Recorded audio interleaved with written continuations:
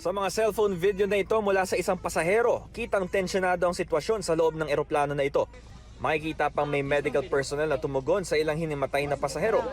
Sa isang statement, kinumpirma ng AirAsia na flight ZA2823 nila ito na galing Da Nang, Vietnam at lalapag dapat kahapon ng tanghali sa NAIA Terminal 1. Pero dahil sa masamang panahon, hindi makalanding ang eroplano sa NAIA at kinailangan ma-divert sa Clark International Airport.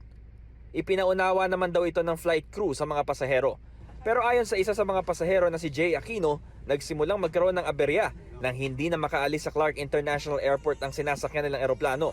Hindi raw nakakuha ng clearance ang AirAsia dahil sa air traffic. Habang nagkakaaberya, pinatay raw ang air conditioning ng eroplano.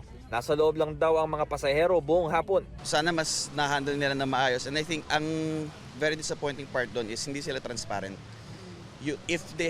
If sinabi naman nila yung mga kailangan gawin at yung decisions nila real time at hindi pa bago-bago, kaya naman ng pasahero eh. Pero yung 4 hours kami sa loob, may himatay pa bago sila mag-decide.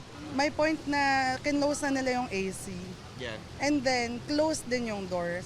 So imagine, walang air circulating inside. So sunod-sunod na yung mga pasahero na suffocate. So nagko-collapse. And then, nagpapanik. Sa ilan pang cellphone video mula sa mga pasahero, makikita nagpupumilit makalabas ng eroplano ang ilang pasahero. May ilan ding nasa bridge na. May mga airport police na rin naka-standby sa lugar.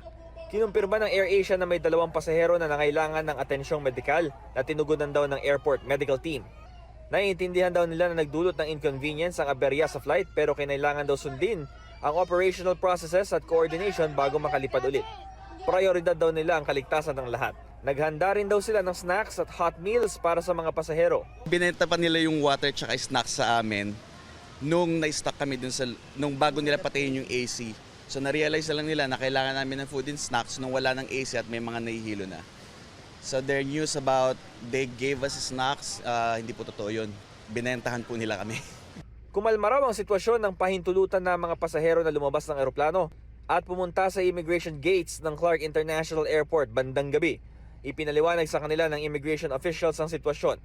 Pinasakay rin sila sa mga point-to-point o P2P bus mula Clark International Airport patungo NAIA Terminal 3. Sagot daw ng mga pasahero ang pamasahe sa P2P bus. Pasado 1:00 na ng madaling araw nang makarating ang P2P bus ng mga pasahero ng eroplano dito sa NAIA Terminal 3. Kaya naman matapos ang napakaraming oras ay pagod na itong mga pasahero, lalo na't may mga kasama silang mga bata. We're gonna file a complaint sa tamang CAB. CAB. And magko-coordinate kami kung ano yung tamang proseso kasi pag sa social media lang, I don't think it's gonna reach somewhere. The fact na nag-post sila ng public statement without sorting out first kung ano nangyari sa loob, that's very unacceptable. Sisikapin pa namin kunan ng karagdagang pahayag ang AirAsia. Ito ang unang balita, Bam Alegre, GMA News.